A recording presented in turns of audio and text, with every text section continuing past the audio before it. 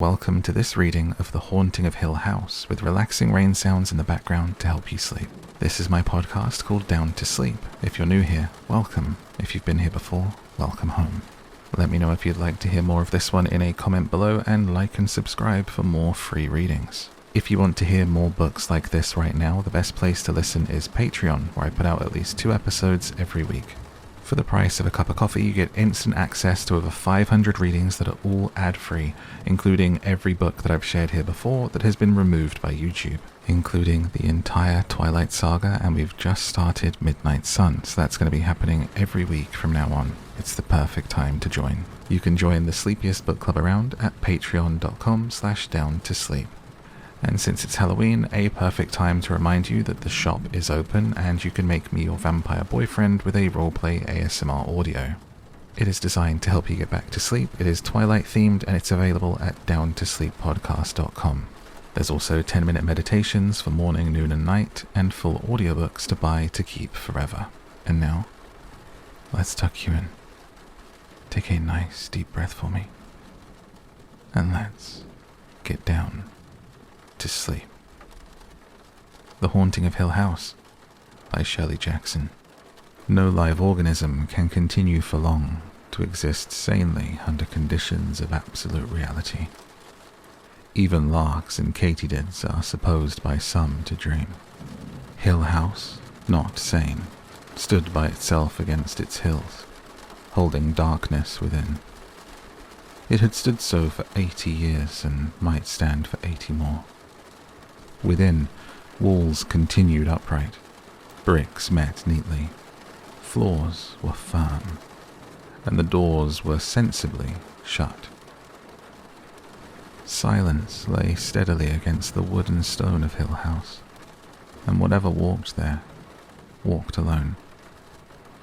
Dr. John Montague was a doctor of philosophy. He had taken his degree in anthropology, feeling obscurely that in this field he might come closest to his true vocation, the analysis of supernatural manifestations.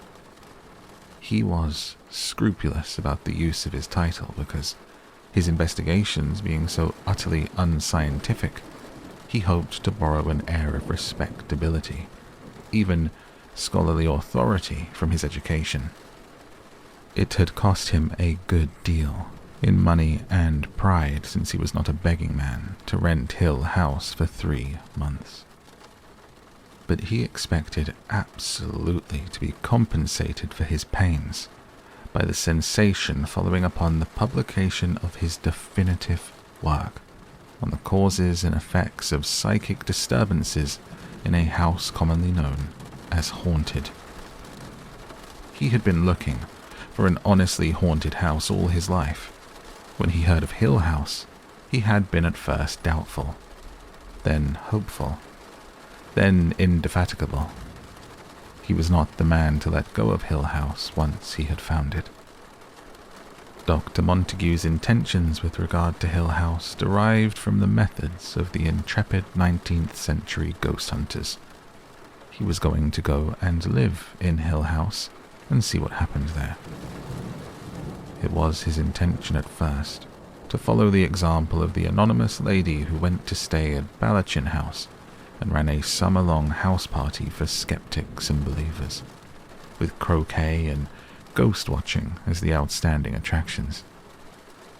But skeptics, believers, and good croquet players are harder to come by today. Dr. Montague was forced to engage assistants. Perhaps the leisurely ways of Victorian life lent themselves more agreeably to the devices of psychic investigation, or perhaps the painstaking documentation of phenomena has largely gone out as a means of determining actuality. At any rate, Dr. Montague had not only to engage assistants, but to search for them. Because he thought of himself as careful and conscientious, he spent considerable time looking for his assistants. He combed the records of the psychic societies, the back files of sensational newspapers, the reports of parapsychologists and assembled a list of names of people who had, in one way or another, at one time or another, no matter how briefly or dubiously, been involved in abnormal events. From his list, he first eliminated the names of people who were dead. When he had crossed off the names of those who seemed to him publicity seekers, of subnormal intelligence, or unsuitable because of a clear tendency to take center of the stage, he had a list of perhaps a dozen names. Each of those people then received a letter from Dr. Montague extending an invitation to spend all or part of a summer at a comfortable country house. Old, but perfectly equipped with plumbing, electricity, central heating, and clean mattresses. The purpose of their stay, the letters stated clearly, was to observe and explore the various unsavory stories which had been circulated about the house for most of its 80 years of existence. Dr. Montague's letters did not openly say that Hill House was haunted, because Dr. Montague was a man of science, and until he had actually experienced a psychic manifestation at Hill House, he would not trust his luck too far. Consequently, his letters had a certain ambiguous dignity calculated to catch at the imagination of a very special sort of reader. To his dozen letters, Dr. Montague had 4 replies, the other 8 or so candidates having presumably moved and left no forwarding address, possibly having lost interest in the supernormal, or even, perhaps, never having existed at all. To the 4 who replied, Dr. Montague wrote again, naming a specific day when the house would be officially regarded as ready for occupancy, and enclosing detailed directions for reaching it, since, as he was forced to explain, information about finding the house was extremely difficult to get, particularly from the rural community which surrounded it. On the day before he was to leave for Hill House, Dr. Montague was persuaded to take into his select company a representative of the family who owned the house, and a telegram arrived from one of his candidates backing out with a clearly manufactured excuse. Another never came or wrote, perhaps because of some pressing personal problem which had intervened. The other 2 came. Eleanor Vance was 32 years old when she came to Hill House. The only person in the world she genuinely hated, now that her mother was dead, was her sister. She disliked her brother-in-law and her 5-year-old niece, and she had no friends. This was owing largely to the 11 years she had spent caring for her invalid mother, which had left her with some proficiency as a nurse and an inability to face strong sunlight without blinking. She could not remember ever being truly happy in her adult life. Her years with her mother had been built up devotedly around small guilts and small reproaches, constant weariness and unending despair. Without ever wanting to become reserved and shy, she had spent so long alone, with no one to love, that it was difficult for her to talk even casually to another person, without self-consciousness and an awkward inability to find words. Her name had turned up on Dr. Montague's list because one day, when she was 12 years old and her sister was 18, and their father had been dead for not quite a month, showers of stones had fallen on their house, without any warning or any indication of purpose or reason, dropping from the ceilings, rolling loudly down the walls, breaking windows and pattering maddeningly on the roof. The stones continued intermittently for 3 days, during which time Eleanor and her sister were less unnerved by the stones than by the neighbors and sightseers who gathered daily outside the front door, and by their mother's blind, hysterical insistence that all of this was due to malicious, backbiting people on the block who had had it in for her ever since she came. After 3 days, Eleanor and her sister were removed to the house of a friend, and the stones stopped falling. nor did they ever return. Although Eleanor and her sister and her mother went back to living in the house, and the feud with the entire neighborhood was never ended. The story had been forgotten by everyone except the people Dr. Montague consulted. It had certainly been forgotten by Eleanor and her sister, each of whom had supposed at the time that the other was responsible. During the whole underside of her life, ever since her first memory, Eleanor had been waiting for something like Hill House. Caring for her mother, lifting a cross old lady from her chair to her bed, setting out endless little trays of soup and oatmeal, steeling herself to the filthy laundry. Eleanor had held fast to the belief that someday something would happen. She had accepted the invitation to Hill House by return mail, although her brother-in-law had insisted upon calling a couple of people to make sure this doctor fellow was not aiming to introduce Eleanor to savage rites, not unconnected with matters Eleanor's sister deemed it improper for an unmarried young woman to know. Perhaps, Eleanor's sister whispered in the privacy of the marital bedroom. Perhaps Dr. Montague, if that really was his name after all. Perhaps this Dr. Montague used these women for some, well, experiments, Experiments, the way they do. Eleanor's sister dwelt richly upon experiments she had heard these doctors did. Eleanor had no such ideas, or having them was not afraid. Eleanor, in short, would have gone anywhere. Theodora, that was as much name as she used. Her sketches were signed Theo, and on her apartment door, and the window of her shop, and her telephone listing, and her pale stationery, and the bottom of the lovely photograph of her which stood on the mantel, the name was always only Theodora. Theodora was not at all like Eleanor. Duty and conscience were for Theodora attributes which belonged properly to Girl Scouts. Theodora's world was one of delight and soft colours. She had come onto Dr. Montague's list because, going laughing into the laboratory, bringing with her a rush of floral perfume, she had somehow been able, amused and excited over her own incredible skill to identify correctly 18 cards out of 20, 15 cards out of 20, 19 cards out of 20 held up by an assistant out of sight and hearing.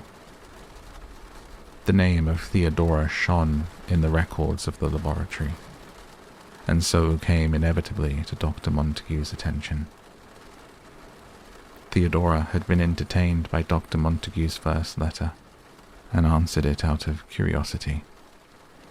Perhaps the wakened knowledge in Theodora which told her the names of symbols on cards held out of sight urged her on her way toward Hill House, and yet fully intended to decline the invitation. Yet, perhaps the stirring, urgent sense again, when Dr. Montague's confirming letter arrived. Theodora had been tempted, and somehow plunged, blindly, wantonly, into a violent quarrel with the friend whom she shared an apartment. Things were said on both sides which only time could eradicate. Theodora had deliberately and heartlessly smashed the lovely little figurine her friend had carved of her, and her friend had cruelly ripped to shreds the volume of Alfred de Musset which had been a birthday present from Theodora, taking particular pains with the page which bore Theodora's loving, teasing inscription. These acts were of course unforgettable, and before they could laugh over them together, time would have to go by. Theodora had written that night, accepting Dr. Montague's invitation, and departed in cold silence the next day. Luke Sanderson was a liar. He was also a thief. His aunt, who was the owner of Hill House, was fond of pointing out that her nephew had the best education, the best clothes, the best taste, and the worst companions of anyone she had ever known. She would have leaped at any chance to put him safely away for a few weeks. The family lawyer was prevailed upon to persuade Dr. Montague that the house could on no account be rented to him for his purposes without the confining presence of a member of the family during his stay. And perhaps at their first meeting the doctor perceived in Luke a kind of strength, or cat-like instinct for self-preservation which made him almost as anxious as Mrs. Sanderson to have Luke with him in the house. At any rate, Luke was amused, his aunt grateful, and Dr. Montague more than satisfied. Mrs. Sanderson told the family lawyer that at any rate there was really nothing in the house Luke could steal. The old silver there was of some value, she told the lawyer, but it represented an almost insuperable difficulty for Luke. It required energy to steal it and transform it into money. Mrs. Sanderson did Luke an injustice. Luke was not at all likely to make off with the family silver, or Dr. Montague's watch, or Theodora's bracelet. His dishonesty was largely confined to taking petty cash from his aunt's pocketbook and cheating at cards. He was also apt to sell the watches and cigarette cases given him, fondly and with pretty blushes by his aunt's friends. Someday, Luke would inherit Hill House, but he had never thought to find himself living in it. "I just don't think she should take the car is all," Eleanor's brother-in-law said stubbornly. "It's half my car," Eleanor said. "I helped pay for it." "I just don't think she should take it is all," her brother-in-law said. He appealed to his wife. "It isn't fair she should have the use of it for the whole summer and we have to do without." "Carrie drives it all the time. I never even take it out of the garage," Eleanor said. "Besides, you'll be in the mountains all summer. You can't use it there. Carrie, you know you won't use the car in the mountains." "Suppose poor little Linny got sick or something and we needed a car to get her to a doctor." "It's half my car," Eleanor said. "I mean to take it. Suppose even Carrie got sick. Suppose we couldn't get a doctor and needed to go to a hospital." "I want it. I mean to take it." "I don't think so." Carrie spoke slowly, deliberately. "We don't know where you're going, do we? You haven't seen fit to tell us very much about all this, have you? I don't think I can see my way clear of letting you borrow my car." "It's half my car." "No," Carrie said. "You may not." "Right," Eleanor's brother-in-law nodded. "We need it, like Carrie says." Carrie smiled slightly. "I'd never forgive myself, Eleanor, if I lent you the car and something happened. How do we know we can trust this doctor fellow? You're still a young woman after all, and the car's worth a good deal of money." "Well now, Carrie, I did call Homer in the credit office, and he said this fellow was in good standing at some college or other, and—" Carrie said, still smiling. "Of course, there is every reason to suppose that he is a decent man. But Eleanor does not choose to tell us where she is going, or how to reach her if we want the car back. Something could happen, and we might never know. Even if Eleanor," she went on delicately, addressing her teacup, "if Eleanor is prepared to run off to the ends of the earth at the invitation of any man, there is still no reason why she should be permitted to take my car with her." "It's half my car." "Suppose poor little Linny got sick up there in the mountains, nobody around, no doctor." "In any case, Eleanor, I'm sure that I'm doing what Mother would have thought best. Mother had confidence in me, and would certainly never have approved my letting you run wild, going off heaven knows where in my car. Suppose even I got sick up there, and I'm sure Mother would have agreed with me, Eleanor. Besides, Eleanor's brother-in-law said, struck by a sudden idea, how do we know she'd even bring it back in good condition? There has to be a first time for everything, Eleanor told herself.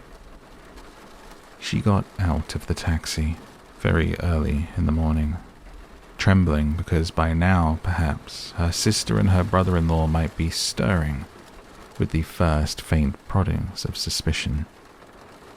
She took her suitcase quickly out of the taxi while the driver lifted out the cardboard carton which had been on the front seat. Eleanor overtipped him, wondering if her sister and brother-in-law were following. Were perhaps even now turning into the street and telling each other, there she is, just as we thought, the thief, there she is. She turned in haste to go into the huge city garage where their car was kept, glancing nervously toward the ends of the street. She crashed into a very little lady, sending packages in all directions, and saw with dismay a bag upset and break on the sidewalk, spilling out a broken piece of cheesecake, tomato slices, a hard roll. Damn you, the little lady screamed, her face pushed up close to Eleanor's. I was taking it home, damn you, damn you. I'm so sorry, Eleanor said. She bent down, but it did not seem possible to scoop up the fragments of tomato and cheesecake and shove them somehow back into the broken bag. The old lady was scowling down and snatching up her other packages before Eleanor could reach them. And at last Eleanor rose, smiling in convulsive apology. I'm really so sorry, she said. Damn you, the little old lady said, but more quietly. I was taking it home for my little lunch, and now thanks to you. Perhaps I could pay? Eleanor took hold of her pocketbook, and the little lady stood very still in thought. I couldn't take money just like that, she said at last. I didn't buy the things, you see. They were left over. She snapped her lips angrily. You should have seen the ham they had. Someone else got that. And the chocolate cake. And the potato salad. And the little candies and the little paper dishes. I was too late on everything, and now... She and Eleanor both glanced down at the mess on the sidewalk. And the little lady said, So you see, I couldn't just take money. Not money just from your hand. Not for something that was left over. May I buy you something to replace this then? I'm in a terrible hurry, but if we could find some place that's open. The little old lady smiled wickedly. I've still got this anyway, she said, and she hugged one package tight. You may pay my taxi fare home, she said. Then no one else will be likely to knock me down. Gladly, Eleanor said, and turned to the taxi driver who had been waiting, interested. Can you take this lady home? She asked. A couple of $2'll do it, the little lady said. Not including the tip for this gentleman, of course. Being as small as I am, she explained daintily. It's quite a hazard indeed, people knocking you down. Still, it's a genuine pleasure to find one as willing as you to make up for it. Sometimes the people who knock you down never turn once to look.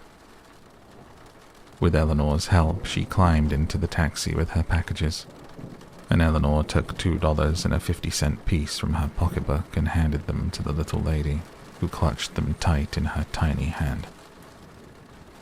All right, sweetheart, the taxi driver said. Where do we go? The little lady chuckled. I'll tell you after we start, she said. And then to Eleanor, good luck to you, dearie. Watch out from now on how you go knocking people down. Goodbye, Eleanor said. And I'm really very sorry. That's fine then, the little lady said, waving at her as the taxi pulled away from the curb. I'll be praying for you, dearie. Well, Eleanor thought, staring after the taxi. There's one person anyway who'll be praying for me. One person anyway. It was the first genuinely shining day of summer, a time of year which brought Eleanor always to aching memories of her early childhood, when it had seemed to be summer all the time. She could not remember a winter before her father's death on a cold, wet day. She had taken to wondering lately during these swift counted years what had been done with all those wasted summer days. How could she have spent them so wantonly? I am foolish, she told herself early every summer. I am very foolish. I am grown up now and know the values of things.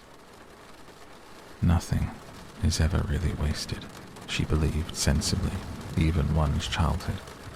And then each year, one summer morning, the warm wind would come down the city street where she walked, and she would be touched with the little cold thought, I have let more time go by. Yet this morning, driving the little car which she and her sister owned together, apprehensive lest they might still realize that she had come after all and just taken it away, going docilely along the street, following the lines of traffic, stopping when she was bidden and turning when she could. She smiled out at the sunlight slanting along the street and thought, I am going. I am going. I have finally taken a step. Always before, when she had had her sister's permission to drive the little car, she had gone cautiously, moving with extreme care to avoid even the slightest scratch or mark which might irritate her sister. But today, with her carton on the back seat and her suitcase on the floor, her gloves and pocketbook and light coat on the seat beside her, the car belonged entirely to her. A little contained world all her own. I am really going, she thought. At the last traffic light in the city, before she turned to go onto the great highway out of town, she stopped, waiting, and slid Dr. Montague's letter out of her pocketbook. I will not even need a map, she thought. He must be a very careful man. Route 39 to Ashton, the letter said, and then turn left onto Route 5 going west. Follow this for a little less than 30 miles, you'll come to the small village of Hillsdale. Go through Hillsdale to the corner with a gas station on the left and a church on the right. Turn left here onto what seems to be a narrow country road. You will be going up into the hills and the road is very poor. Follow this road to the end, about 6 miles. You'll come to the gates of Hill House. I am making these directions so detailed because it is inadvisable to stop in Hillsdale to ask your way. The people there are rude to strangers and openly hostile to anyone inquiring about Hill House. I am very happy you will be joining us in Hill House, and will take great pleasure in making your acquaintance on Thursday, the 21st of June. The light changed. She turned onto the highway and was free of the city. No one, she thought, can catch me now. They don't even know which way I'm going. She had never driven far alone before. The notion of dividing her lovely journey into miles and hours was silly. She saw it, bringing her car with precision between the line on the road and the line of the trees beside the road, as a passage of moments. Each one new, carrying her along with them, taking her down a path of incredible novelty to a new place. The journey itself was her positive action, her destination vague, unimagined, perhaps non-existent. She meant to savor each turn of her traveling, loving the road and the trees and the houses and the small ugly towns, teasing herself with the notion that she might take it into her head to stop just anywhere and never leave again. She might pull her car to the side of the highway although that was not allowed, she told herself. She would be punished if she really did, and leave it behind while she wandered off past the trees into the soft, welcoming country beyond. She might wander till she was exhausted, chasing butterflies or following a stream, and then come at nightfall to the hut of some poor woodcutter who would offer her shelter. She might make her home forever in East Barrington or Desmond or the incorporated village of Burke. She might never leave the road at all, but just hurry on and on until the wheels of the car were worn to nothing and she had come to the end of the world. And she thought I might just go along to Hill House, where I'm expected, where I am being given shelter and room and board and a small token salary in consideration of forsaking my commitments and involvements in the city and running away to see the world. I wonder what Dr. Montague's like. I wonder what Hill House is like. I wonder who else will be there. She was well away from the city now, watching for the turning onto Route 39, that magic thread of road Dr. Montague had chosen for her, out of all the roads in the world, to bring her safely to him and to Hill House. No other road could lead her from where she was to where she wanted to be. Dr. Montague was confirmed, made infallible. Under the sign which pointed the way to Route 39 was another sign saying Ashton, 121 miles. The road, her intimate friend now, turned and dipped, going around turns where surprises waited. Once a cow, regarding her over a fence. Once an incurious dog, down into hollows where small towns lay past fields and orchards. On the main street of one village, she passed a vast house, pillared and walled, with shutters over the windows and a pair of stone lions guarding the steps. She thought that perhaps she might live there, dusting the lions each morning, patting their heads good night. Time is beginning this morning in June, she assured herself, but it is a time that is strangely new and of itself. In these few seconds I have lived a lifetime in a house with 2 lions in front.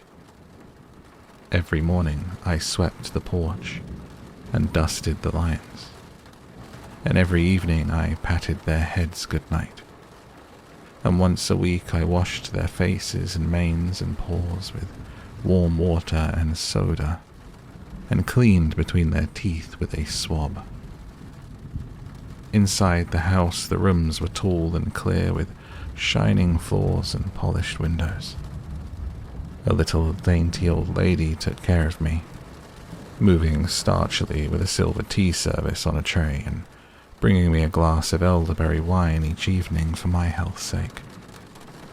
I took my dinner alone in the long, quiet dining room at the gleaming table, and between the tall windows the white paneling of the walls shone in the candlelight. I dined upon a bird, and radishes from the garden, and homemade plum jam. When I slept, it was under a canopy of white organdy, and a nightlight guarded me from the hall. People bowed to me on the streets of the town, because everyone was very proud of my lions.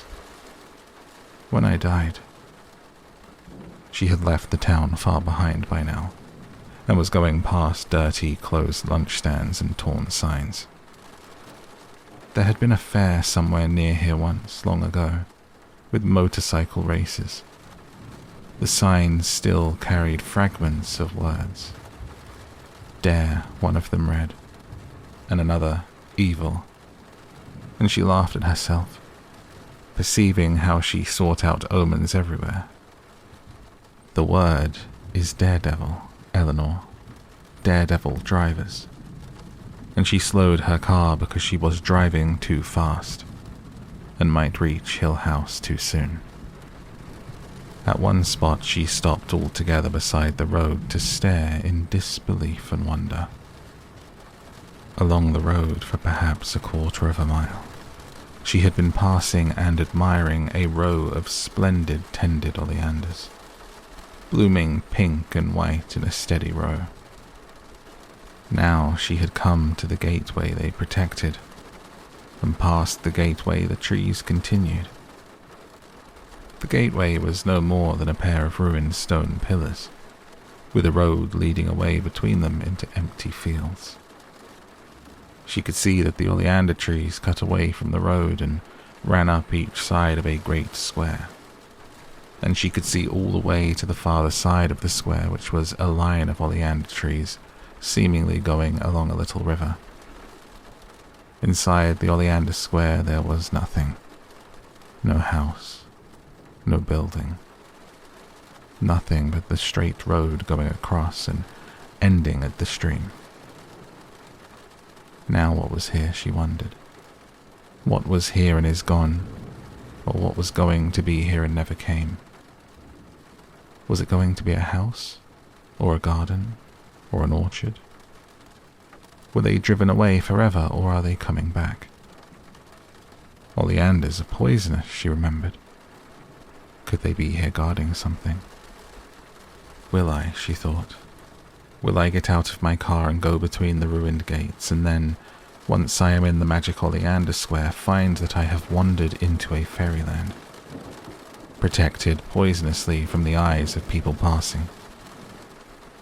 Once I have stepped between the magic gateposts, will I find myself through the protective barrier, the spell broken? I will go into a sweet garden, with fountains and low benches and roses trained over arbors, and find one path, jeweled perhaps with rubies and emeralds, soft enough for a king's daughter to walk upon with her little sandaled feet. And it will lead me directly to the palace which lies under a spell. I will walk up low stone steps past stone lions guarding and into a courtyard where a fountain plays and the queen waits, weeping for the princess to return. She will drop her embroidery when she sees me and cry out to the palace servants, stirring at last after their long sleep, to prepare a great feast, because the enchantment is ended and the palace is itself again, and we shall live happily ever after. No, of course, she thought, turning to start her car again. Once the palace becomes visible, and the spell is broken, the whole spell will be broken, and all this countryside outside the oleanders will return to its proper form, fading away, towns and signs and cows into a soft green picture from a fairy tale. Then, coming down from the hills, there will be a prince riding, bright in green and silver, with 100 bowmen riding behind him, pennants stirring, horses tossing, jewels flashing. She laughed and turned to smile goodbye at the magic oleanders. Another day, she told them. Another day I'll come back and break your spell. She stopped for lunch after she had driven 100 miles in a mile. She found a country restaurant which advertised itself as an old mill, and found herself seated incredibly upon a balcony over a dashing stream, looking down upon wet rocks and the intoxicating sparkle of moving water, with a cut glass bowl of cottage cheese on the table before her, and corn sticks in a napkin. Because this was a time and a land where enchantments were swiftly made and broken, she wanted to linger over her lunch, knowing that Hill House always waited for her at the end of the day. The only other people in the dining room were a family party, a mother and father with a small boy and girl, and they talked to one another softly and gently and once the little girl turned and regarded Eleanor with frank curiosity and, after a minute, smiled. The lights from the stream below touched the ceiling and the polished tables and glanced along the little girl's curls.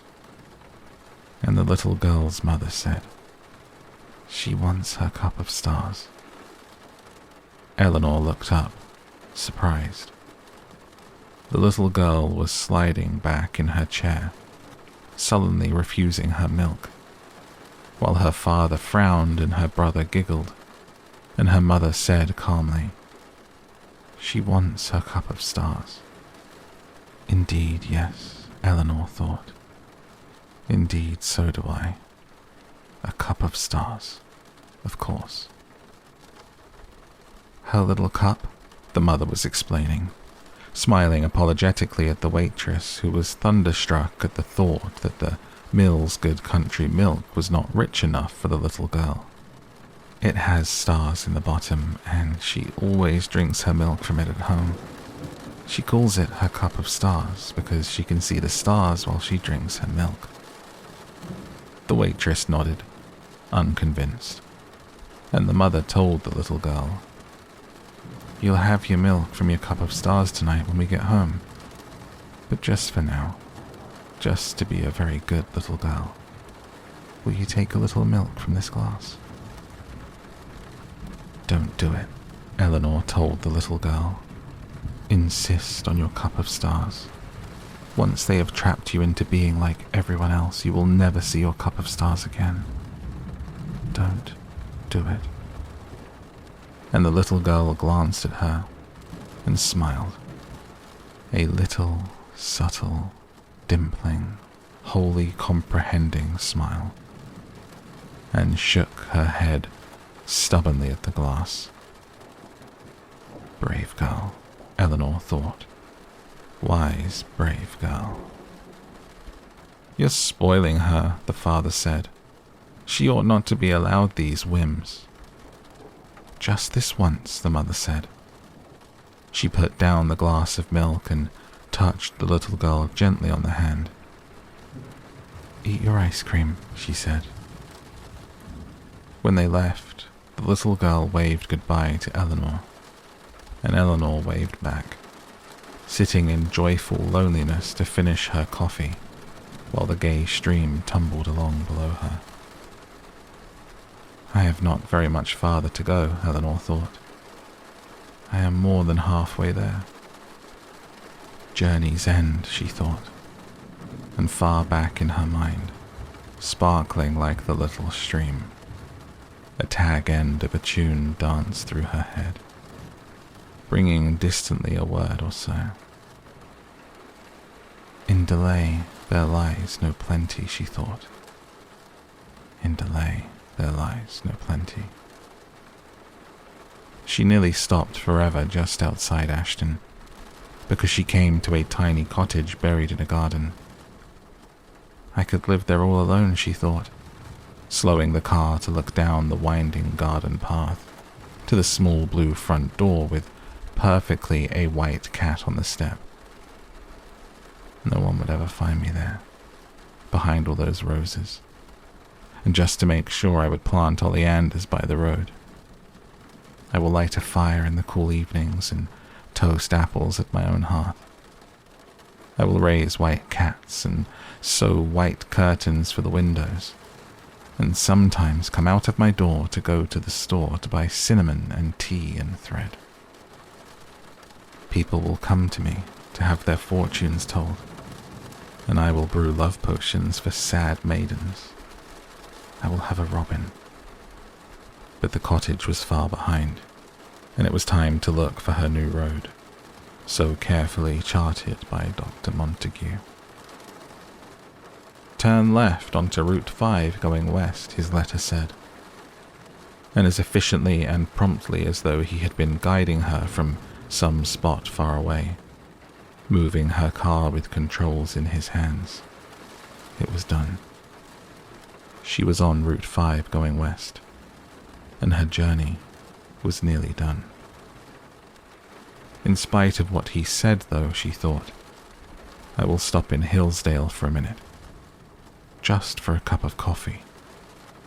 I cannot bear to have my long trip end so soon." It was not really disobeying anyway. The letter said it was inadvisable to stop in Hillsdale to ask the way, not forbidden to stop for coffee. And perhaps if I don't mention Hill House, I will not be doing wrong. Anyway, she thought obscurely, it's my last chance. Hillsdale was upon her before she knew it. A tangled, disorderly mess of dirty houses and crooked streets. It was small. Once she had come onto the main street, she could see the corner at the end with the gas station and the church. There seemed to be only one place to stop for coffee, and that was an unattractive diner. But Eleanor was bound to stop in Hillsdale, and so she brought her car to the broken curb in front of the diner and got out. After a minute's thought, with a silent nod to Hillsdale, she locked the car, mindful of her suitcase on the floor and the carton on the back seat. I will not spend long in Hillsdale, she thought, looking up and down the street, which managed even in the sunlight to be dark and ugly. A dog slept uneasily in the shade against a wall. A woman stood in a doorway across the street and looked at Eleanor, and two young boys lounged against a fence, elaborately silent. Eleanor, who was afraid of strange dogs and jeering women and young hoodlums, went quickly into the diner, clutching her pocketbook and her car keys. Inside, she found a counter with a chinless, tired girl behind it, and a man sitting at the end eating. She wondered briefly how hungry he must have been to come in here at all, when she looked at the grey counter and the smeared glass bowl over a plate of donuts. "Coffee?" she said to the girl behind the counter, and the girl turned wearily and tumbled down a cup from the piles on the shelves. "I will have to drink this coffee because I said I was going to," Eleanor told herself sternly. "But next time I will listen to Dr. Montague." There was some elaborate joke going on between the man eating and the girl behind the counter. When she set Eleanor's coffee down, she glanced at him and half smiled, and he shrugged, and then the girl laughed. Eleanor looked up, but the girl was examining her fingernails, and the man was wiping his plate with bread. Perhaps Eleanor's coffee was poisoned. It certainly looked it. Determined to plumb the village of Hillsdale to its lowest depths, Eleanor said to the girl, "I'll have one of those donuts too, please." And the girl, glancing sideways at the man, slid one of the donuts onto a dish and set it down in front of Eleanor, and laughed when she caught another look from the man. "This is a pretty little town," Eleanor said to the girl. "What's it called?" The girl stared at her. Perhaps no one had ever had the audacity to call Hillsdale a pretty little town. After a moment, the girl looked again at the man as though calling for confirmation and said, "Hillsdale." "Have you lived here long?" Eleanor asked. "I'm not going to mention Hill House," she assured Dr. Montague far away. "I just want to waste a little time." "Yeah," the girl said. "It must be pleasant, living in a small town like this. I come from the city." "Yeah." "Do you like it here?" "It's all right," the girl said. She looked again at the man who was listening carefully. "Not much to do." "How large a town is it?" "Pretty small." "You want more coffee?" This was addressed to the man who was rattling his cup against his saucer, and Eleanor took a first shuddering sip of her own coffee and wondered how he could possibly want more. "Do you have a lot of visitors around here?" she asked when the girl had filled the coffee cup and gone back to lounge against the shelves. "Tourists, I mean." "What for?" For a minute the girl flashed at her from what might have been an emptiness greater than any Eleanor had ever known. "Why would anybody come here?" She looked sullenly at the man and added, "There's not even a movie." "But the hills are so pretty. Mostly with small out-of-the-way towns like this one, you find city people who have come and built themselves homes in the hills for privacy." The girl laughed shortly. "Not here, they don't." "Or remodeling old houses?" "Privacy," the girl said and laughed again. "It just seems surprising," Eleanor said, feeling the man looking at her. "Yeah," the girl said. "If they'd put in a movie even." "I thought," Eleanor said carefully, "that I might even look around. Old houses are usually cheap, you know. It's fun to make them over." "Not around here," the girl said. "Then," Eleanor said, "there are no old houses around here? Back in the hills?" "Nope." The man rose, taking change from his pocket, and spoke for the first time. "People leave this town," he said. "They don't come here." When the door closed behind him, the girl turned her flat eyes back to Eleanor, almost resentfully, as though Eleanor with her chatter had driven the man away. "He was right," she said finally. "They go away, the lucky ones." "Why don't you run away?" Eleanor asked her, and the girl shrugged. "Would I be any better off?" she asked. She took Eleanor's money without interest and returned the change. Then, with another of her quick flashes, she glanced at the empty plates at the end of the counter and almost smiled. "He comes in every day," she said. When Eleanor smiled back and started to speak, the girl turned her back and busied herself with the cups on the shelves. And Eleanor, feeling herself dismissed, rose gratefully from her coffee and took up her car keys and pocketbook. "Goodbye," Eleanor said, and the girl, back still turned, said, "Good luck to you. I hope you find your house." The road leading away from the gas station and the church was very poor indeed, deeply rutted and rocky. Eleanor's little car stumbled and bounced, reluctant to go farther into these unattractive hills, where the day seemed quickly drawing to an end under the thick, oppressive trees on either side. They do not really seem to have much traffic on this road, Eleanor thought wryly, turning the wheel quickly to avoid a particularly vicious rock ahead. 6 miles of this will not do the car any good, and for the first time in hours she thought of her sister and laughed. By now they would surely know that she had taken the car and gone, but they would not know where.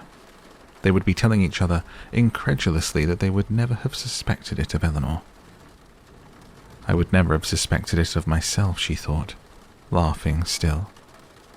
Everything is different.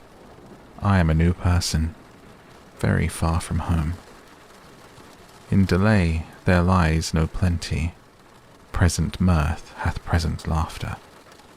And she gasped as the car cracked against a rock and reeled back across the road with an ominous scraping somewhere beneath. but then gathered itself together valiantly and resumed its dogged climb. The tree branches brushed against the windshield, and it grew steadily darker. Hill House likes to make an entrance, she thought. I wonder if the sun ever shines along here. At last, with one final effort, the car cleared a tangle of dead leaves and small branches across the road, and came into a clearing by the gate of Hill House. Why am I here? She thought helplessly and at once. Why am I here? The gate was tall and ominous and heavy, set strongly into a stone wall which went off through the trees.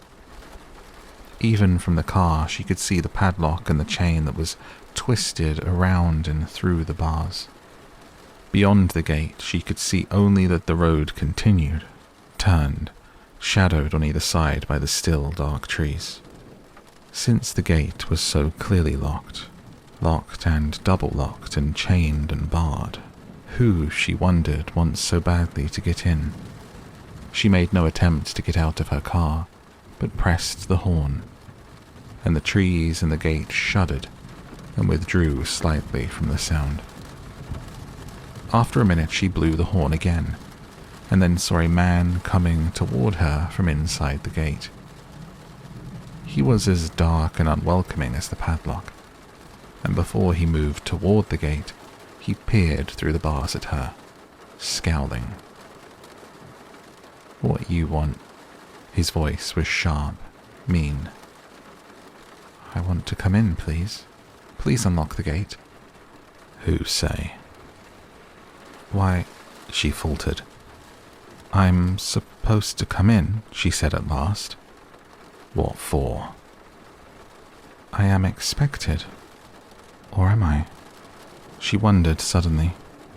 "Is this as far as I go?" "Who by?" She knew, of course, that he was delighting in exceeding his authority. As though once he moved to unlock the gate, he would lose the little temporary superiority he thought he had. And what superiority have I? I am outside the gate, after all. She could already see that losing her temper, which she did rarely because she was so afraid of being ineffectual, would only turn him away, leaving her still outside the gate, railing futilely. She could even anticipate his innocence if he were reproved later for this arrogance. The maliciously vacant grin, the wide blank eyes, the whining voice protesting that he would have let her in. He planned to let her in, but how could he be sure? He had his orders, didn't he? And he had to do what he was told. He'd be the one to get in trouble, wouldn't he, if he let in someone who wasn't supposed to be inside? She could anticipate his shrug, and picturing him, laughed. Perhaps the worst thing she could have done. Eyeing her, he moved back from the gate.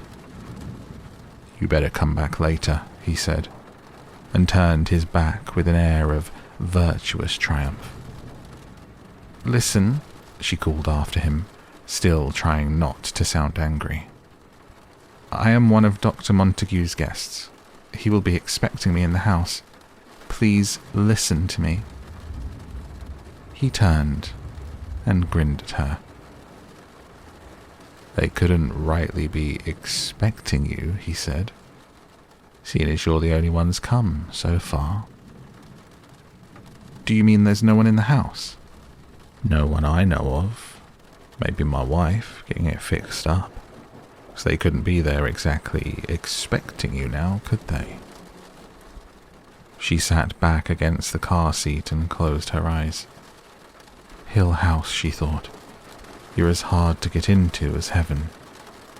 I suppose you know what you're asking for, coming here. I suppose they told you back in the city. You hear anything about this place? I heard that I was invited here as a guest of Dr. Montague's. When you open the gates, I'll go inside. I'll open them. I'm going to open them. I just want to be sure you know what's waiting for you in there. You ever been here before? One of the family, maybe?" He looked at her now, peering through the bars, his jeering face one more barrier after padlock and chain. I can't let you in till I'm sure, can I? What'd you say your name was? She sighed.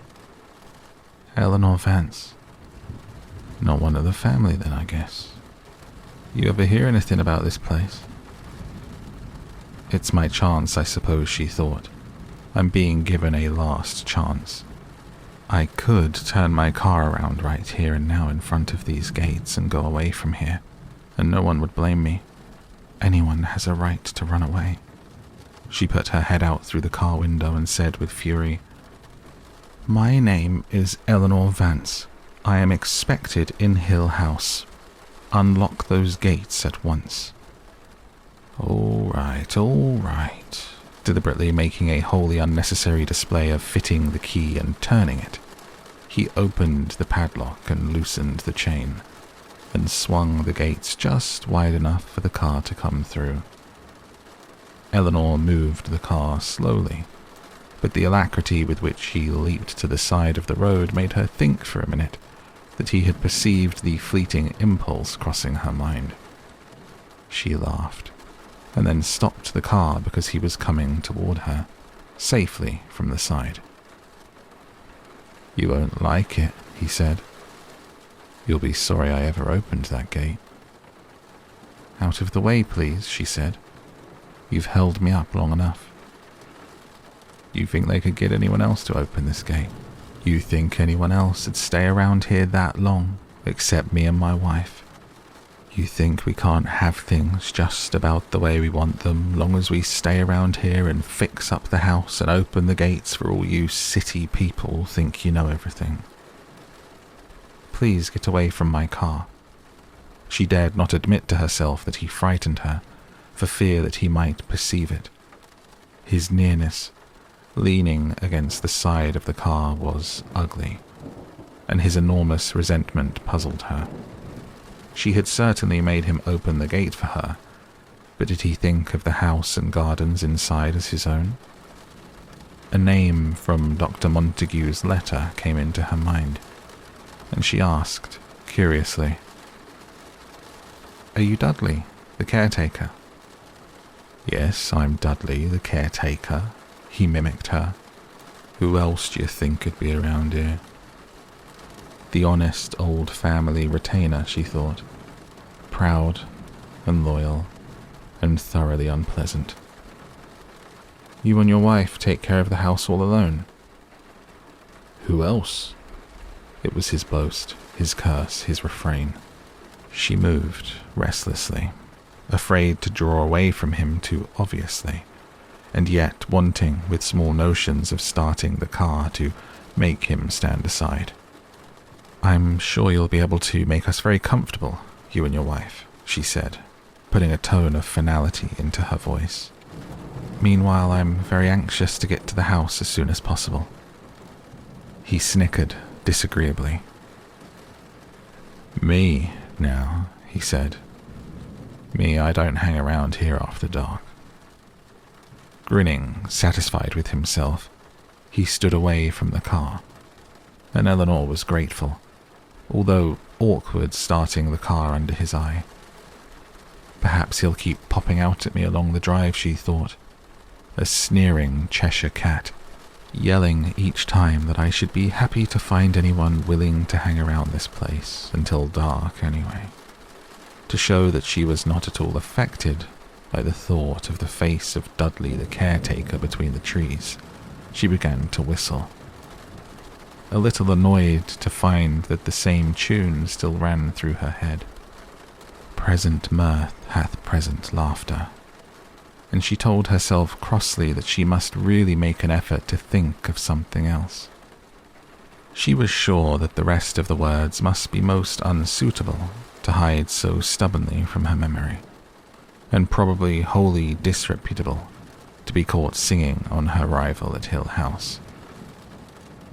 Over the trees, occasionally between them and the hills, she caught glimpses of what must be the roofs, perhaps a tower of Hill House. They made houses so oddly back when Hill House was built, she thought. They put towers and turrets and buttresses and wooden lace on them, even sometimes Gothic spires and gargoyles. Nothing was ever left undecorated. Perhaps Hill House has a tower, or a secret chamber, or even a passageway going off into the hills, probably used by smugglers. Although what could smugglers find to smuggle around these lonely hills? Perhaps I will encounter a devilishly handsome smuggler, and she turned her car onto the last stretch of straight drive, leading her directly, face to Hill House, and moving without thought, pressed her foot on the brake to stall the car, and sat, staring. The house was vile. She shivered and thought, the words coming freely into her mind. Hill House is vile. It is diseased. Get away from here, at once. No human eye can isolate the unhappy coincidence of line and place which suggests evil in the face of a house, and yet somehow a maniac juxtaposition, a badly turned angle, some chance meeting of roof and sky, turned Hill House into a place of despair. More frightening because the face of Hill House seemed awake, with a watchfulness from the blank windows and a touch of glee in the eyebrow of the cornice. Almost any house caught unexpectedly or at an odd angle can turn a deeply humorous look on a watching person. Even a mischievous little chimney or a dormer like a dimple can catch up a beholder with a sense of fellowship. But a house arrogant and hating, never off guard, can only be evil. This house, which seemed somehow to have formed itself, flying together into its own powerful pattern under the hands of its builders, fitting itself into its own construction of lines and angles, reared its great head back against the sky without concession to humanity. It was a house without kindness, never meant to be lived in, not a fit place for people, or for love, or for hope. Exorcism cannot alter the countenance of a house. Hill House would stay as it was until it was destroyed. I should have turned back at the gate, Eleanor thought.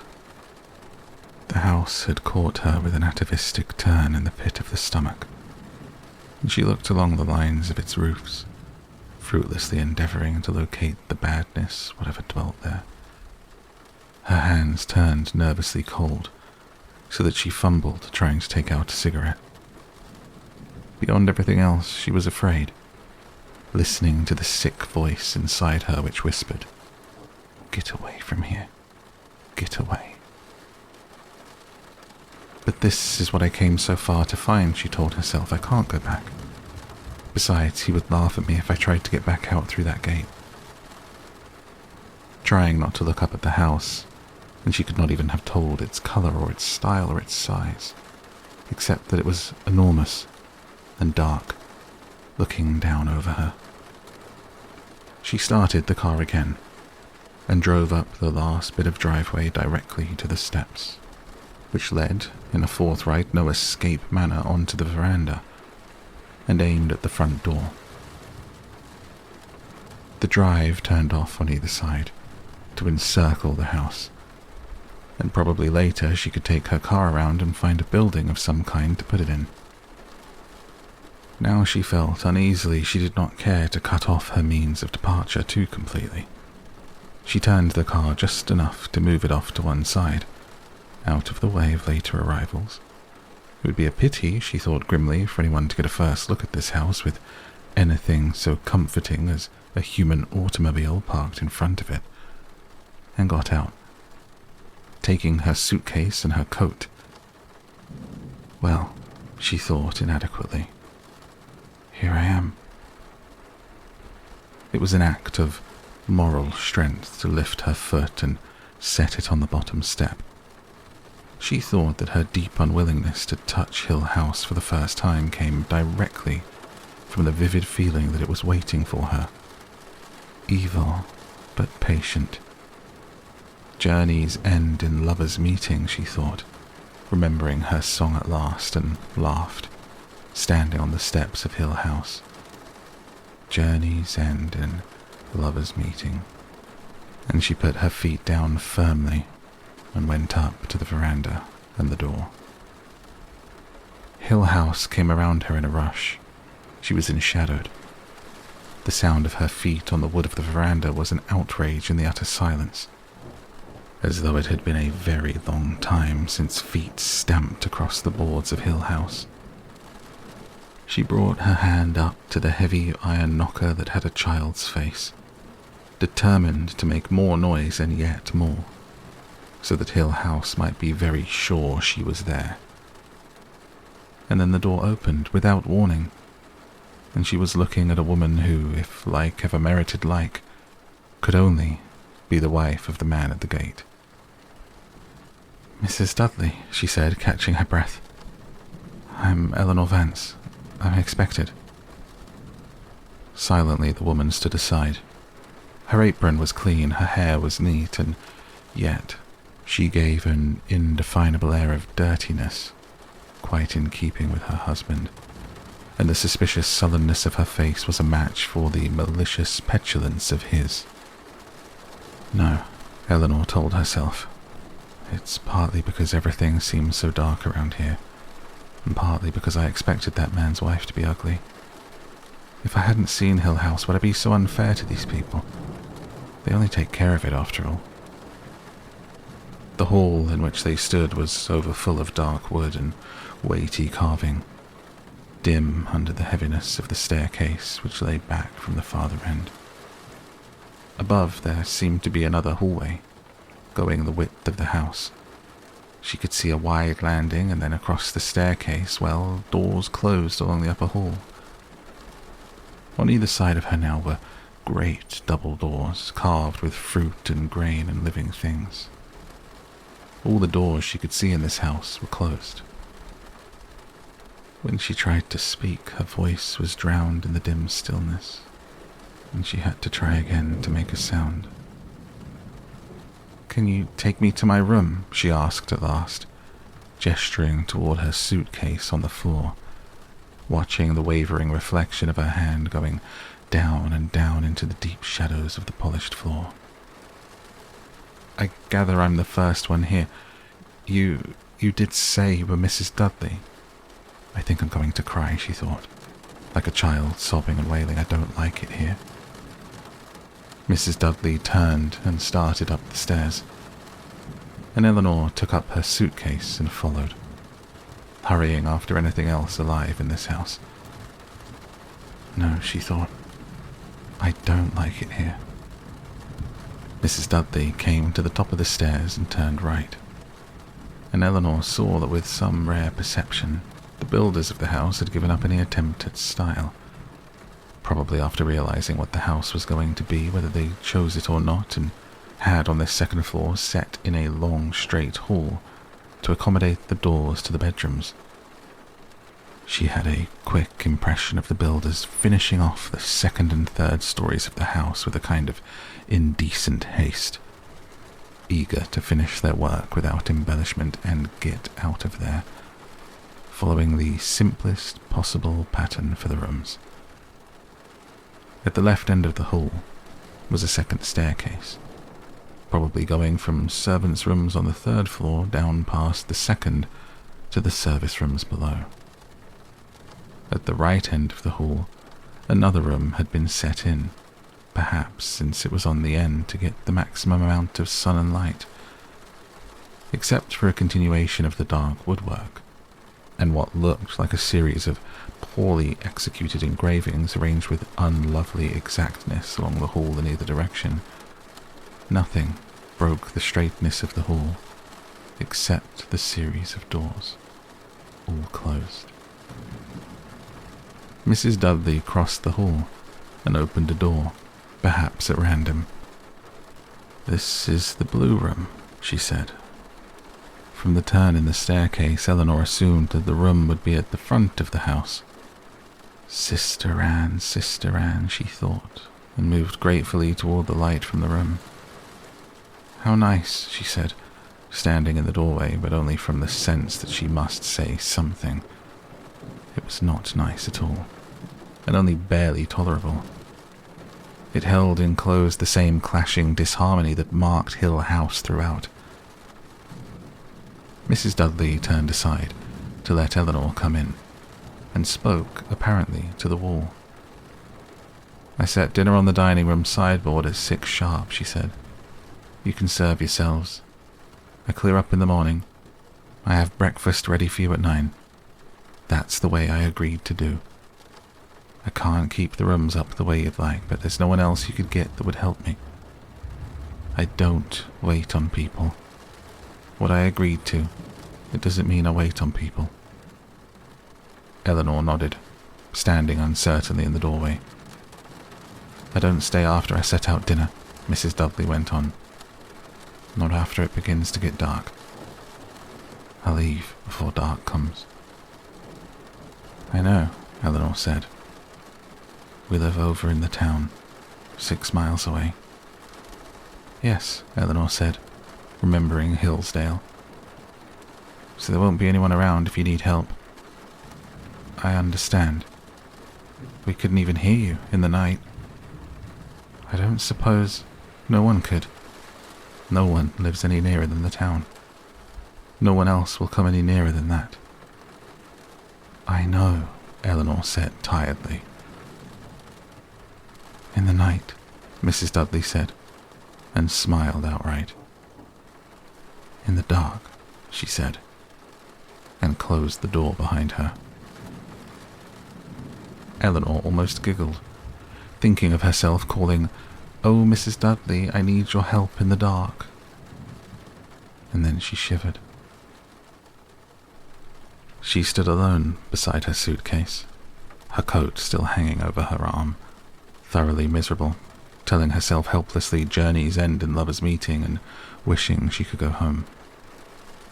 Behind her lay the dark staircase and the polished hallway and the great front door, and Mrs. Dudley and Dudley laughing at the gate and the padlocks in Hillsdale and the cottage of flowers and the family at the inn, the oleander garden, the house with the stone lions in front, and they had brought her under Dr. Montague's unerring eye to the blue room at Hill House. It's awful, she thought, unwilling to move, since motion might imply acceptance, a gesture of moving in. It's awful and I don't want to stay. But there was nowhere else to go. Dr. Montague's letter had brought her this far and could take her no farther. After a minute, she sighed, shook her head, and walked across to set her suitcase down on the bed. Here I am, in the blue room of Hill House, she said half aloud, although it was real enough and beyond all question a blue room. There were blue dimity curtains over the 2 windows, which looked out over the roof of the veranda onto the lawn, and a blue figured rug on the floor, and a blue spread on the bed, and a blue quilt at the foot. The walls, dark woodwork to shoulder height, were blue figured paper above, with a design of tiny blue flowers, wreathed and gathered and delicate. Perhaps someone had once hoped to lighten the air of the blue room in Hill House with a dainty wallpaper, not seeing how such a hope would evaporate in Hill House, leaving only the faintest hint of its existence, like an almost inaudible echo of sobbing far away. Eleanor shook herself, turning to see the room complete. It had an unbelievably faulty design, which left it chillingly wrong in all its dimensions, so that the walls seemed always in one direction a fraction longer than the eye could endure, and in another direction a fraction less than the barest possible tolerable length. This is where they want me to sleep, Eleanor thought incredulously. What nightmares are waiting? shadowed in those high corners. What breath of mindless fear will drift across my mouth? And shook herself again. Really, she told herself. Really, Eleanor? She opened her suitcase on the high bed and, slipping off her stiff city shoes with grateful relief, began to unpack. At the back of her mind, the thoroughly female conviction that the best way to soothe a troubled mind is to put on comfortable shoes. Yesterday, packing her suitcase in the city, she had chosen clothes which she assumed would be suitable for wearing in an isolated country house. She had even run out at the last minute and bought, excited at her own daring, 2 pairs of slacks. Something she had not worn in more years than she could remember. Mother would be furious. She had thought, packing the slacks down at the bottom of her suitcase so she need not take them out. Need never let anyone know she had them in case she lost her courage.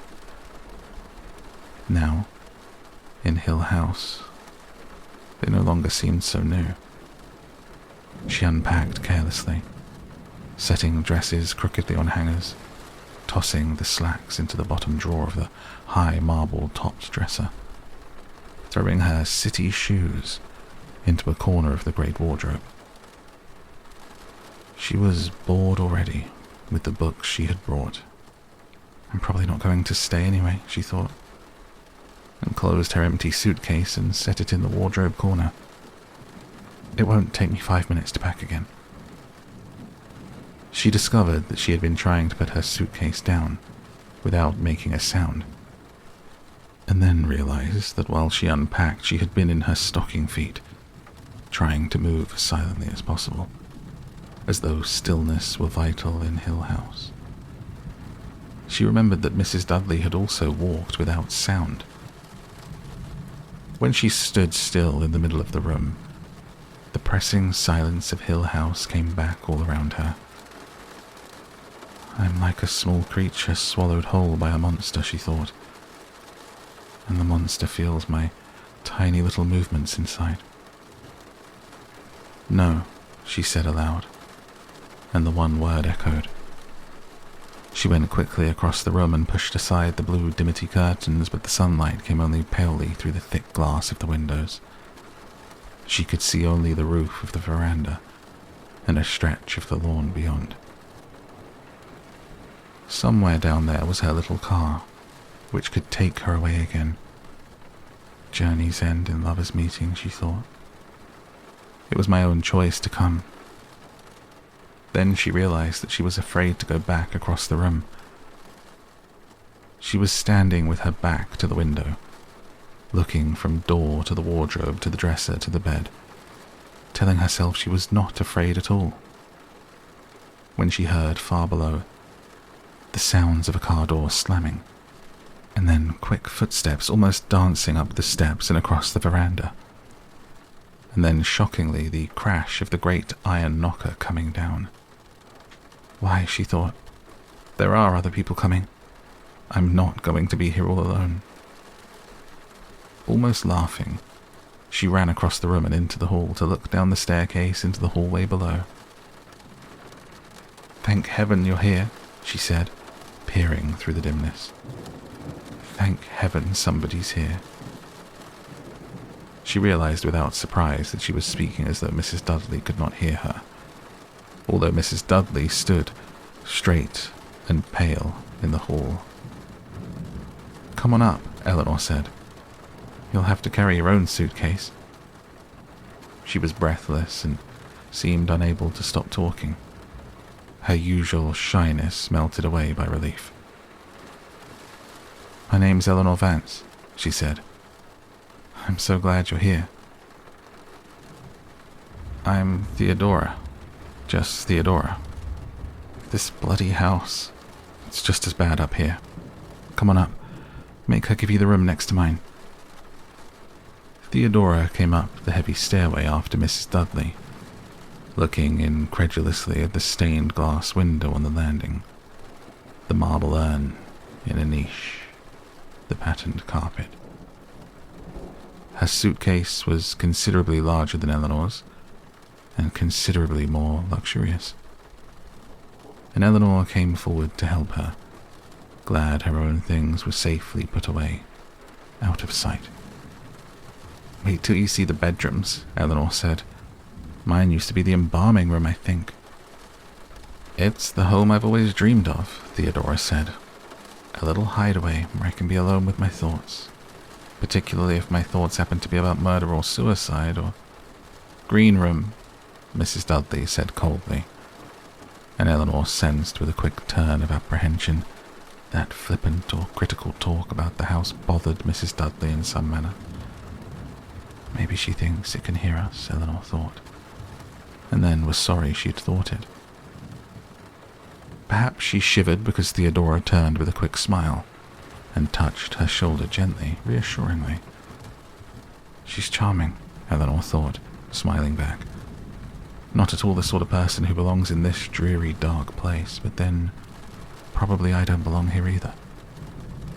I'm not the sort of person for Hill House, but I can't think of anybody who would be. She laughed then, watching Theodora's expression as she stood in the doorway of the green room. "Good Lord," Theodora said, looking sideways at Eleanor. "How perfectly enchanting. A positive bower." "I set dinner on the dining room sideboard at 6 sharp, Mrs. Dudley said. "You can serve yourselves. I clear up in the morning. I have breakfast ready for you at 9. That's the way I agreed to do." "You're frightened," Theodora said, watching Eleanor. "I can't keep the rooms up the way you'd like, but there's no one else you could get that would help me. I don't wait on people. What I agreed to, it doesn't mean I wait on people." "It was just when I thought I was all alone," Eleanor said. "I don't stay after 6, not after it begins to get dark." "I'm here now," Theodora said, "so it's all right." "We have a connecting bathroom," Eleanor said absurdly. "The rooms are exactly alike." Green dimity curtains hung over the windows in Theodora's room. The wallpaper was decked with green garlands. The bedspread and quilt were green. The marble top dresser and the huge wardrobe were the same. "I've never seen such awful places in my life," Eleanor said, her voice rising. "Like the very best hotels," Theodora said, "or any good girls' camp." "I leave before dark comes," Mrs. Dudley went on. "No one can hear you if you scream in the night," Eleanor told Theodora.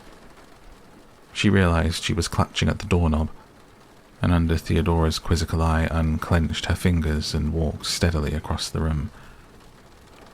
"We'll have to find some way of opening these windows," she said. "So there won't be anyone around if you need help," Mrs. Dudley said. "We couldn't hear you, even in the night. No one could." "All right now?" Theodora asked, and Eleanor nodded. "No one lives any nearer than the town. No one else will come any nearer than that." "You're probably just hungry," Theodora said, "and I'm starved myself." She set her suitcase on the bed and slipped off her shoes. "Nothing," she said, "upsets me more than being hungry. I snarl and snap and burst into tears." She lifted a pair of softly tailored slacks out of the suitcase. "In the night," Mrs. Dudley said. She smiled. "In the dark," she said, and closed the door behind her. After a minute, Eleanor said, "She also walks without making a sound." "Delightful old body," Theodora turned, regarding her room. "I take it back. That about the best hotels," she said. "It's a little bit like a boarding school I went to for a while." "Come and see mine," Eleanor said. She opened the bathroom door and led the way into her blue room. "I was all unpacked and thinking about packing again when you came." "Poor baby, you're certainly starving. All I could think of when I got a look at the place from outside was what fun it would be to stand out there and watch it burn down. Maybe before we leave. It was terrible being here alone. You should have seen that boarding school of mine during vacations." Theodora went back into her own room and With the sense of movement and sound in the two rooms, Eleanor felt more cheerful. She straightened her clothes on the hangers in the wardrobe and set her books evenly on the bed table. "You know," Theodora called from the other room, "it is kind of like the first day of school. Everything's ugly and strange, and you don't know anybody. You're afraid everyone's going to laugh at your clothes." Eleanor, who had opened the dresser drawer to take out a pair of slacks, stopped and laughed and threw the slacks on the bed. "Did I understand correctly," Theodora went on, "that Mrs. Dudley's not going to come if we scream in the night?" "It was not what she agreed to. Did you meet the amiable old retainer at the gate?" "We had a lovely chat. He said I couldn't come in. I said I could, and then I tried to run him down with my car, but he jumped. Look, do you think we have to sit around here in our rooms and wait? I'd like to change into something comfortable, unless we dress for dinner, do you think?" "I won't if you won't." "I won't if you won't. They can't fight both of us. Anyway, let's get out of here and go exploring. I'd very much like to get this roof off from over my head. It gets dark so early in these hills with all the trees." Eleanor went to the window again, but there was still sunlight slanting across the lawn. "It won't be really dark for nearly an hour. I want to go outside and roll in the grass." Eleanor chose a red sweater, thinking that in this room, in this house, the red of the sweater and the red of the sandals bought to match it would almost certainly be utterly at war with each other, although they had been close enough yesterday in the city. Serves me right anyway, she thought, for wanting to wear such things. I never did before. But she looked oddly, well, it seemed to her as she stood by the long mirror on the wardrobe door, almost comfortable. "Do you have any idea who else is coming?" she asked. "Or when?" "Dr. Montague," Theodora said. "I thought he'd be here before anyone else." "Have you known Dr. Montague long?" "Ever met him? Have you?" "Never." "You almost ready?" "Already?" Theodora came through the bathroom door into Eleanor's room. She is lovely, Eleanor thought, turning to look. I wish I were lovely. Theodora was wearing a vivid yellow shirt, and Eleanor laughed and said, "You bring more light into this room than the window." Theodora came over and regarded herself approvingly in Eleanor's mirror. "I feel," she said, "that in this dreary place, it is our duty to look as bright as possible. I approve of your red sweater. The two of us will be visible from one end of Hill House to the other." Still looking into the mirror, she asked, "I suppose Dr. Montague wrote to you?" "Yes." Eleanor was embarrassed. "I didn't know at first whether it was a joke or not, but my brother-in-law checked up on him." "You know," Theodora said slowly, "up until the last minute, when I got to the gates, I guess I never really thought there would be a Hill House. You don't go around expecting things like this to happen." "But some of us go around hoping," Eleanor said. Theodora laughed and swung around before the mirror and caught Eleanor's hand. "Fellow babe in the woods," she said. "Let's go exploring. We can't go far away from the house. I promise not to go one step farther than you say. Do you think we have to check in and out with Mrs. Dudley?" "She probably watches every move we make anyway. It's probably part of what she agreed to." "Agreed to with whom? I wonder. Count Dracula?" "You think he lives in Hill House?" "I think he spends all his weekends here. I swear I saw bats in the woodwork downstairs. Follow, follow." They ran downstairs, moving with colour and life against the dark woodwork and the clouded light of the stairs, their feet clattering. Mrs. Dudley stood below and watched them in silence. "We're going exploring, Mrs. Dudley," Theodora said lightly. "We'll be outside somewhere." "But we'll be back soon," Eleanor added. I set dinner on the sideboard at 6 o'clock, Mrs. Dudley explained. Eleanor, tugging, got the great front door open. It was just as heavy as it looked, and she thought we will really have to find some easier way to get back in. Leave this open, she said over her shoulder to Theodora. It's terribly heavy. Get one of those big vases, prop it open. Theodora wheeled one of the big stone vases from the corner of the hall, and they stood it in the doorway and rested the door against it. The fading sunlight outside was bright after the darkness of the house, and the air was fresh and sweet. Behind them, Mrs. Dudley moved the vase again, and the big door slammed shut.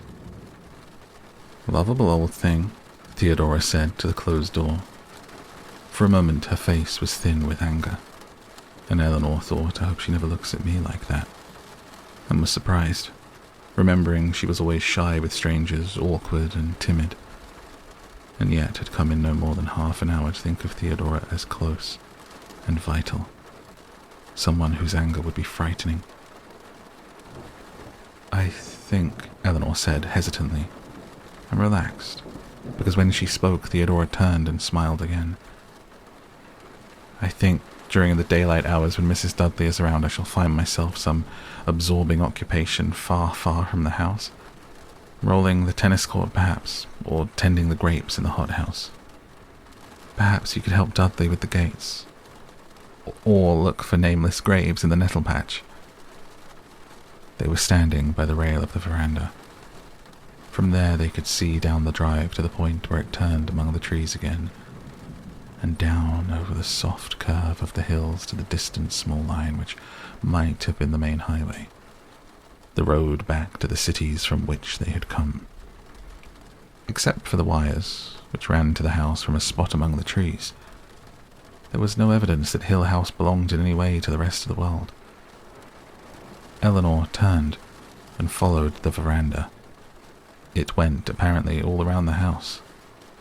Oh, look, she said, turning the corner. Behind the house, the hills were piled in great pressing masses, flooded with summer green now, rich and still. It's why they called it Hill House, Eleanor said, inadequately. It's altogether Victorian, Theodora said. They simply wallowed in this kind of great, billowing, overdone sort of thing, and buried themselves in folds of velvet and tassels and purple plush.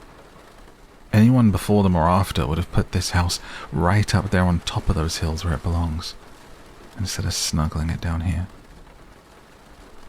If it were on top of the hill, everyone could see it. I vote for keeping it well hidden where it is. All the time I'm here, I'm going to be terrified, Theodora said, thinking one of those hills will fall on us. They don't fall on you. They just slide down, silently, secretly, rolling over you while you try to run away. Thank you, Theodora said in a small voice. What Mrs. Dudley has started, you have completed nicely. I shall pack and go home at once. Believing her for a minute, Eleanor turned and started, and then she saw the amusement on her face and thought, she's much braver than I am.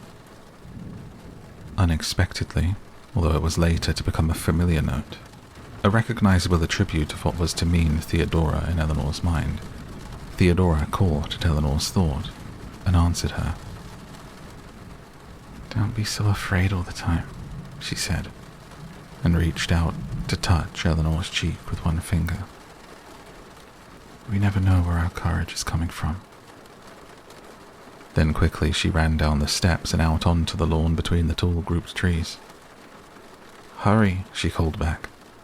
I want to see if there's a brook somewhere. We can't go too far, Eleanor said, following.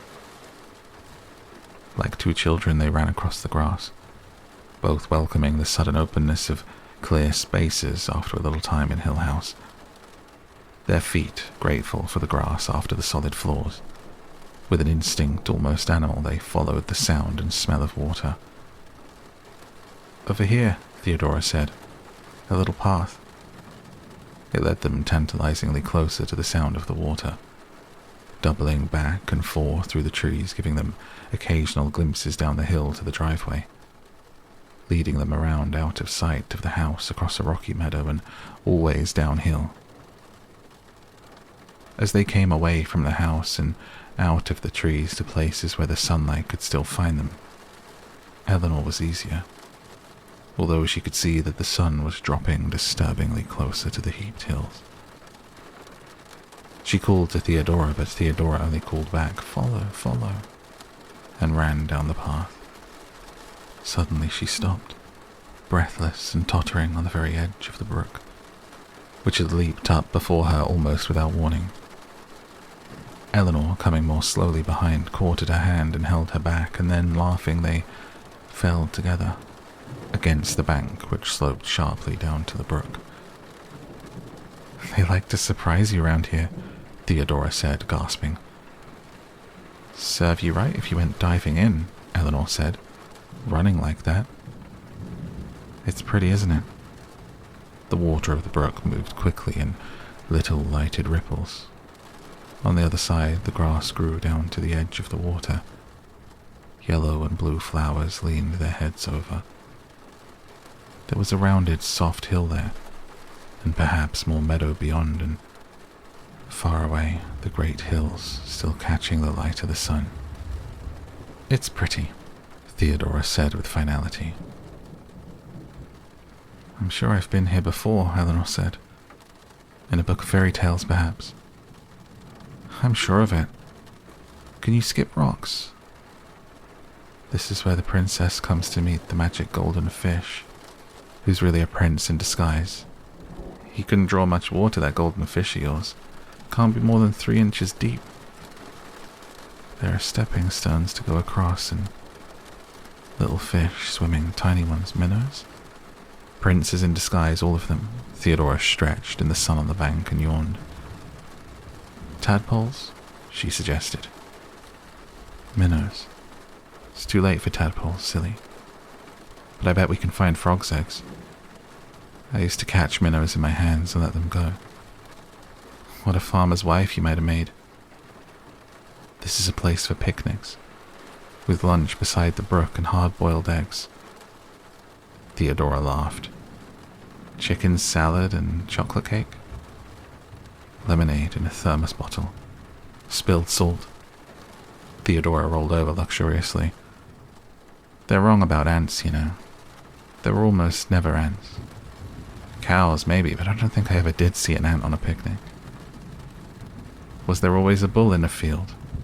Did someone always say, 'But we can't go through that field, that's where the bull is'?" Theodora opened one eye. "Did you used to have a comic uncle? Everyone always laughed, whatever he said. He used to tell you not to be afraid of the bull.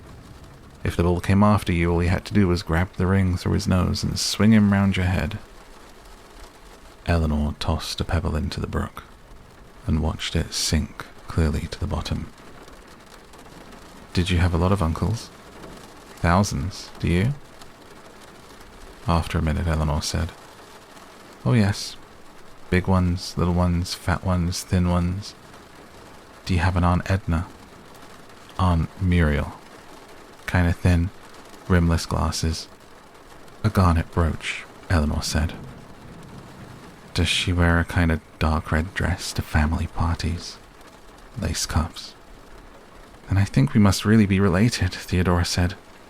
"Did you used to have braces on your teeth?" "No, freckles. I went to that private school where they made me learn to curtsy. I always had colds all winter long. My mother made me wear woolen stockings. My mother made my brother take me to dances, and I used to curtsy like mad. My brother still hates me. I fell down during the graduation procession. I forgot my lines in the operetta. I used to write poetry." "Yes," Theodora said. "I'm positive. We're cousins."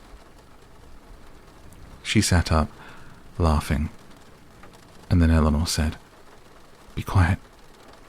There's something moving over there." Frozen, shoulders pressed together, they stared, watching the spot of hillside across the brook where the grass moved.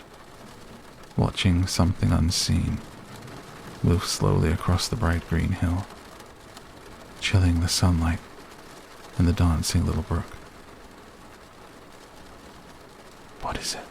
Eleanor said in a breath, and Theodora put a strong hand on her wrist. "It's gone," Theodora said clearly, and the sun came back, and it was warm again. "It was a rabbit," Theodora said.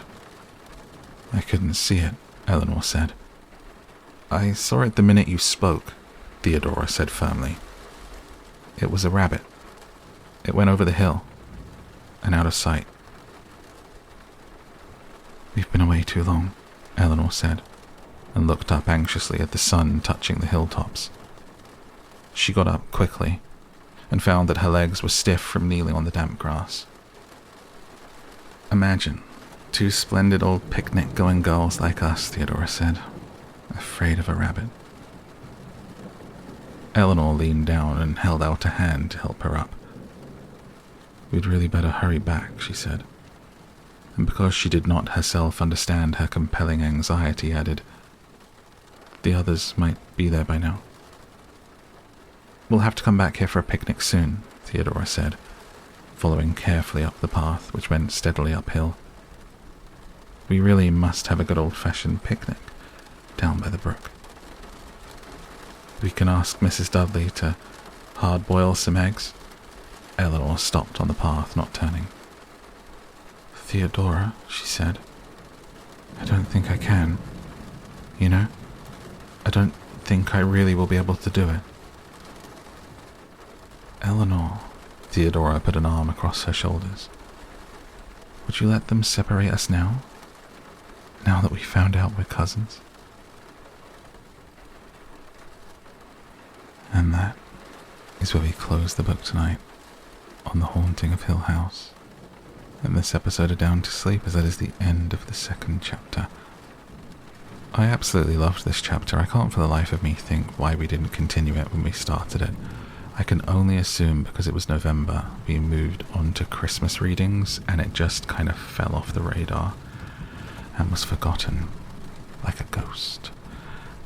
But I really enjoyed this, and the fact that we're starting it at the beginning of October, I have high hopes for continuing it. But please let me know what you think in a comment, and if you would like to hear more.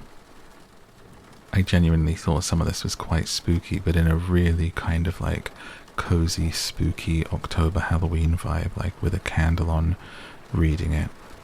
The bit where Mrs. Dudley kept repeating the same thing, like she was programmed and could only say that, or the little hint of her moving without sound. It was like just this little bit of, oh, that's creepy. And I really liked the kind of change in dynamic when Theodora shows up, and you get this like girl relationship starting, and how quickly and fiercely they become friends and attuned to each other, clinging to each other in this kind of unsettling situation with an almost like flirty kind of nature to it. A very playful character and conversation to Eleanor's kind of introverted and stiff personality that we've seen her try to break out of before, you know, demanding your cup of stars, doing this thing that wouldn't be expected of her. And now she meets this character, which, for all intents and purposes in just this short passage, appears to be everything she wishes she could be. But we'll see how it develops.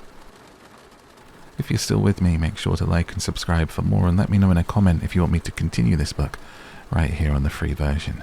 It's been continuing on Patreon and will to the end, so you're very welcome to join us there as well if you can't wait and want to hear the next bit. I hope you have a wonderful rest of your night. Find more of me, my other channels, and all of the links that you need in the description for this video. Until next time, thank you, and good night.